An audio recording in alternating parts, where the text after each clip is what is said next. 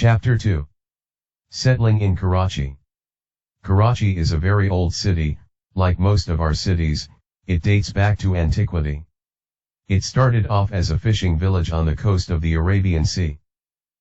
In 1947 it became the capital of Pakistan. The capital has since been shifted to Islamabad, a picturesque new city nestled in the foothills of the Himalayas. On our arrival in Karachi, my father was allotted 2 rooms in a long barracks, often 2-room units in a place called Jacob Lines. There was a kitchen and an old-style toilet that had no flush mechanism. Along one side of the building ran a veranda covered by a green wooden trellis. Other uprooted members of our family, assorted aunts and uncles and cousins, came to live with us. At one time there were 18 of us living in those 2 rooms. But we were all happy. I now realize that we accepted all this discomfort because our morale was supremely high, as were our spirit of sacrifice and our sense of accommodation. Actually, we could have filed a claim to get a house in place of the huge home that my maternal grandfather had owned in Delhi. Left behind, it had become enemy property. But for some reason no one pursued this. One night I saw a thief hiding behind the sofa in our apartment. Though I was only a little boy, I was bold enough to quietly slip out to my mother, who was sleeping on the veranda. My father had left for Turkey. I told her that there was a thief inside, and she started screaming.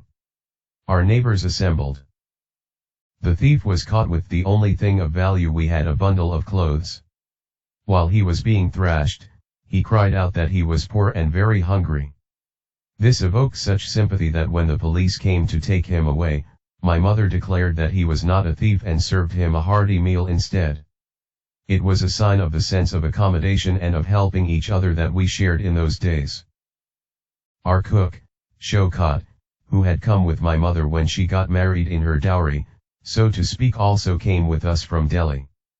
He was an excellent cook. He now lives in Hyderabad, Sindh, and I last met him when I was a major general. My brother Javed and I were enrolled in St. Patrick's School, run by Catholic missionaries, but I don't remember much about it at this time, except that we had to walk a mile to it and a mile back, about 1.5 kilometers each way. My father started working at the new Foreign Office, which was then located in a building called Mohata Palace.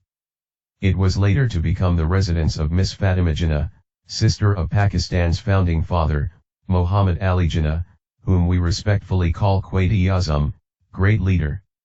It is now a museum. We would visit him there sometimes.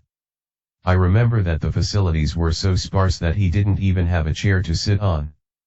He used a wooden crate instead. Often the office ran short of paper clips, thumbtacks, and even pens. My father would use the thorns of a desert bush that grows everywhere in Karachi to pin his papers together. He would also sometimes write with the thorn by dipping it in ink.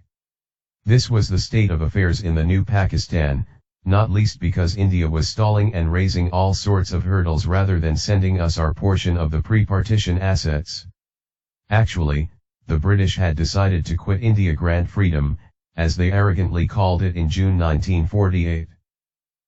But Lord Louis Mountbatten, the last viceroy, persuaded London that Britain could not hold until then and had the date moved forward to August 1947. This was announced in April 1947.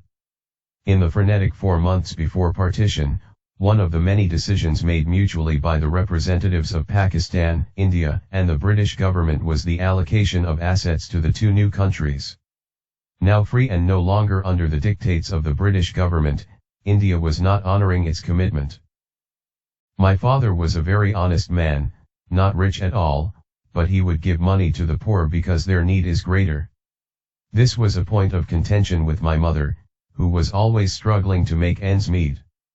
First meet your own needs before meeting the needs of others, she would tell him. Like most Asian mothers, despite their demure public demeanor, my mother was the dominant influence on our family. But on the issue of giving to the needy, my father always got his way, because he wouldn't talk about it. My mother had to continue working to support us. Instead of becoming a schoolteacher again, she joined the customs service. I remember her in her crisp white uniform going to Korangi Creek for the arrival of the seaplane, which she would inspect.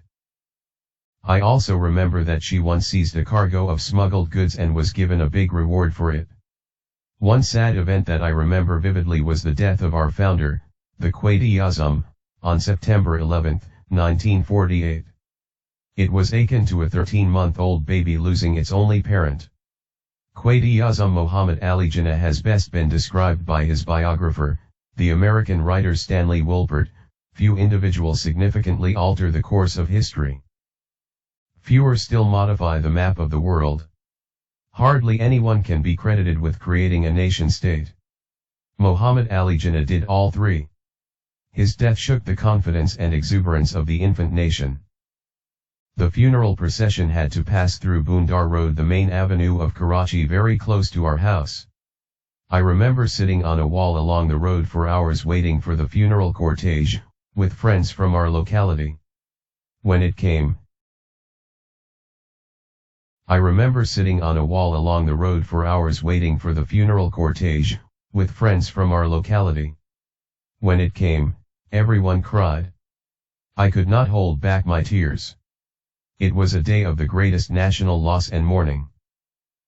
The nation felt a sense of hopelessness and uncertainty. It is to the credit of the Quaid's successor, Liaquat Ali Khan, our first Prime Minister, that he ably pulled the nation out of its depression. Those were happy years in Karachi. Hardship was overcome by hope and the excitement of being in our new country and playing one's part in building it. This excitement and hope infused the young too. The thrill that comes from the memory of hope to be fulfilled, the excitement of great things to come, often returns to me. Once again I am transported back to being a little boy on the train to Pakistan. Those years in Karachi were an important time for me, as indeed they were for all of us who had taken such a risk by migrating to our new country. Gradually, as we settled down, the initial exuberance wore off, and the uncertainties of our present and future began to weigh on my parents. A metamorphosis took place in me in the first months and years after partition. An uprooted little boy found earth that was natural to him. He took root in it forever. I would protect that earth with my life.